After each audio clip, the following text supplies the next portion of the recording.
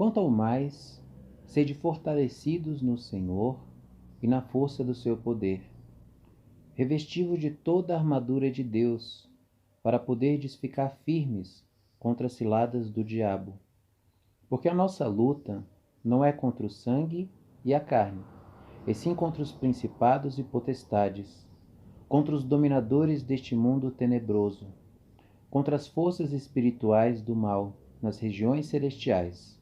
Portanto, tomai toda a armadura de Deus, para que possais resistir no dia mau e, depois de terdes vencido tudo, permanecer inabaláveis. Estais, pois, firmes, cingindo-vos com a verdade e revestindo-vos da couraça da justiça. Calçai os pés com a preparação do evangelho da paz, embraçando sempre o escudo da fé, com o qual podeis apagar todos os dardos inflamados do maligno. Tomai também o capacete da salvação e a espada do Espírito, que é a palavra de Deus, com toda oração e súplica, orando em todo o tempo no Espírito, e para isto, vigiando com toda perseverança e súplica por todos os santos. Efésios capítulo 6, do verso 10 ao verso 18. Quando atentamos para o motivo de tal prática, a mesma passa a se tornar prioridade, caso o porquê seja-nos relevante. O primeiro motivo para que busquemos nos revestir da armadura de Deus é a obediência ao Deus que nos amou de tal maneira que deu seu Filho unigênito para morrer em nosso lugar. Muitas pessoas afirmam amar a Deus e o terem como Senhor de suas vidas. Todavia, há critérios bíblicos que acreditam autenticidade ao amor e ao senhorio. Se me amais, guardareis os meus mandamentos. João capítulo 14, verso 15. Por que me chamais Senhor, Senhor, e não fazeis o que vos mando? Lucas capítulo 6, verso 46. Portanto, buscarmos ser revestidos de toda a armadura de Deus evidencia que o amamos e que Ele é de fato nosso Senhor. Além da evidência do amor que professamos em uma prova do senhorio de Cristo sobre nossas vidas, a importância de estarmos revestidos de toda a armadura de Deus é acentuada ainda mais quando caímos em si, constatando que essa é a proteção que recebemos de Deus contra o diabo. O texto bíblico afirma que essa armadura é dada para poderdes ficar firmes contra as ciladas do diabo, para que possais resistir no dia mau e, depois de terdes vencido tudo, permanecer inabaláveis. O primeiro passo é cingir, isto é, envolver-se com a verdade. Jesus Cristo afirma que a verdade é a palavra de Deus. Santifica-os na verdade. A tua palavra é a verdade. João capítulo 17, verso 17. Portanto, devemos conhecer bem a palavra de Deus. Quantos jovens estão caindo e até se tornando oponentes do Evangelho porque não praticaram a Escritura que afirma: de que maneira poderá o jovem guardar puro o seu caminho, observando-o segundo a tua palavra? Salmos capítulo 119, verso 9. Infelizmente, há também muitos homens e mulheres saindo de nossas igrejas para se unirem a seitas, porque não são cheios da palavra. Todo crente que atenta para a palavra é guardado de ser enlaçado por mentiras. O apóstolo João registrou essa verdade ao dizer: não vos escrevi porque não saibais a verdade, antes, porque a sabeis, e porque mentira alguma procede da verdade. 1 João capítulo 2, verso 21. Enquanto damos lugar à carne e seus prazeres, nosso inimigo trabalha duro. Olha o que Pedro registrou: sede sóbrios e vigilantes. O diabo, nosso adversário, anda em derredor, como leão que ruge procurando alguém para devorar. 1 Pedro capítulo 5, verso 8. Essa epístola foi escrita a crentes em Cristo Jesus. Nós devemos ser sóbrios e vigilantes.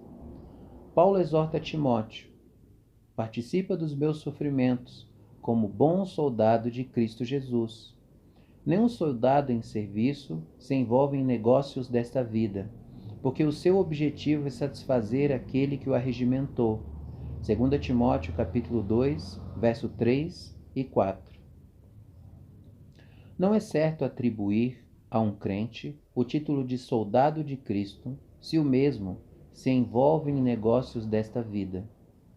Em outra tradução, que creio ser mais fiel ao objetivo da exortação de Paulo, é dito: nenhum soldado se deixa envolver pelos negócios da vida civil. Não podemos inventar uma nova modalidade de soldado para justificar nossa negligência e sermos injustamente qualificados como tal. As demais peças que compõem a armadura dada aos crentes pelo Senhor são couraça da justiça, calçado que traz a prontidão do evangelho da paz, escudo da fé, capacete da salvação e a espada do Espírito, que é a palavra de Deus. A couraça tem como finalidade proteger-nos dos golpes inimigos, tanto os que vemos, em direção ao peito, quanto os que não vemos, lançado às nossas costas. Satanás, como acusador e inimigo de nossas almas, constantemente usa pessoas para atribuir injustiça aos crentes. Devemos evitar ser escândalo tanto aos irmãos quanto aos de fora. Todavia, nunca esquecermos que nossa justiça é a justiça de Cristo, que nos foi imputada pela fé. Nele somos aceitos por Deus. Há muitos erros em nós e muitas pessoas usam isso como desculpa para não buscar conhecer a Cristo. Conta-se que Stanley Jones, missionário americano que viveu os últimos 40 anos de sua vida na Índia, estava evangelizando um hindu de alta posição social, quando o homem disse ao missionário: Senhor Jones, o Ocidente tem cometido muitos erros. O seu povo, o seu país e até mesmo o Senhor têm defeitos. Ao que Jones respondeu: não há dúvida, ninguém é melhor do que eu para saber dos meus defeitos. Mas, querido amigo, preste atenção ao que venho lhe dizendo. Eu não prego ao Senhor o Ocidente, nem a América do Norte, nem Stanley Jones. Eu prego ao Senhor e ao seu povo o Evangelho de Jesus Cristo. Que é que o Senhor pode alegar contra Jesus? O hindu se calou, porque nada tinha contra Jesus, e nem poderia ter. Indo adiante, lemos que nossos pés devem estar calçados com a prontidão do Evangelho da paz. Nenhuma dificuldade nesta luta contra os dominadores deste mundo tenebroso, contra as forças espirituais do mal nas regiões celestiais, isenta o crente de pregar o Evangelho da paz. O crente pregando é o apelo de Deus aos pecadores para que se arrependam e reconciliem-se com Ele por meio de Cristo. Portanto, somos embaixadores de Cristo, como se Deus estivesse fazendo o seu apelo por nosso intermédio. Por amor a Cristo suplicamos, reconciliem-se com Deus. 2 Coríntios capítulo 5, verso 20. É importante destacar que o texto que diz: ide, portanto, fazei discípulos de todas as nações, batizando-os em nome do Pai e do Filho e do Espírito Santo, Mateus capítulo 28, verso 19, pode ser entendido como: ide e enquanto vão, façam discípulos. Ou seja, nossos pés devem estar calçados com a prontidão do Evangelho da paz. O escudo da fé evidencia o que Paulo registra. Estou crucificado com Cristo. Logo, já não sou eu quem vive, mas Cristo vive em mim. E esse viver que agora tenho na carne, Vivo pela fé no Filho de Deus, que me amou e a si mesmo se entregou por mim. Gálatas capítulo 2, versos 19 e 20. Nossa proteção é Jesus Cristo. Pela fé, a vida daquele que venceu o diabo é manifesta em nós e assim estamos protegidos. Jesus Cristo é nosso escudo. Em relação ao capacete da salvação, julgo, principalmente por estarmos vivendo dias onde há incertezas em tantos corações, que é importante lembrar das palavras de João. Estas coisas vos escrevi, a fim de saberdes que tendes a vida eterna, a vós outros que credes em o nome do Filho de Deus. 1 João capítulo 5, verso 13. Jesus Cristo já venceu o maligno. O preço exigido por Deus para redimir pecadores foi pago e nada pode ser comparado com a glória que iremos herdar nele. Quando nossa mente é transformada pela palavra de Deus, passamos a viver com os olhos em nossa pátria, pois a nossa pátria está nos céus, de onde também aguardamos o Salvador, o Senhor Jesus Cristo. Filipenses capítulo 3, verso 20. A vida cristã trará muitas lágrimas e momentos dolorosíssimos, mas sabemos que em Jesus Cristo já somos os vencedores. E não importa quantas lágrimas sejam derramadas, Jesus estará à nossa espera. Ele lhes enxugará dos olhos toda lágrima, e a morte já não existirá. Já não haverá luto, nem pranto, nem dor, porque as primeiras coisas passaram. Apocalipse capítulo 21, verso 4. Por fim, recebemos do Senhor como arma de ataque a espada do Espírito, que é a palavra de Deus. Em sua segunda epístola aos Coríntios, Paulo afirma: porque as armas da nossa milícia não são carnais, e sim poderosas em Deus, para destruir fortalezas, anulando nós sofismas e toda a altivez que se levante contra o conhecimento de Deus, e levando cativo todo o pensamento à obediência a Cristo. 2 Coríntios, capítulo 10, verso 4 e 5. Existe uma fonte inesgotável de sabedoria do alto nas Escrituras.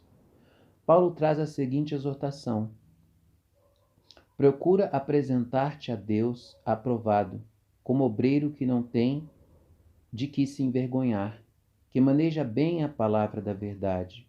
2 Timóteo capítulo 2, verso 15. Sendo assim, é evidente que não manejar bem a palavra da verdade é motivo para nos envergonharmos. Estamos vivendo os últimos dias e é mais do que necessário agir. Sendo assim, deixemos, pois, as obras das trevas e revistamo-nos das armas da luz. Romanos capítulo 13, verso 12. Após falar da armadura dada aos santos para podermos ficar firmes contra as ciladas do diabo, para que possamos resistir no dia mau e, depois de termos vencido tudo, permanecermos inabaláveis, somos exortados a orar.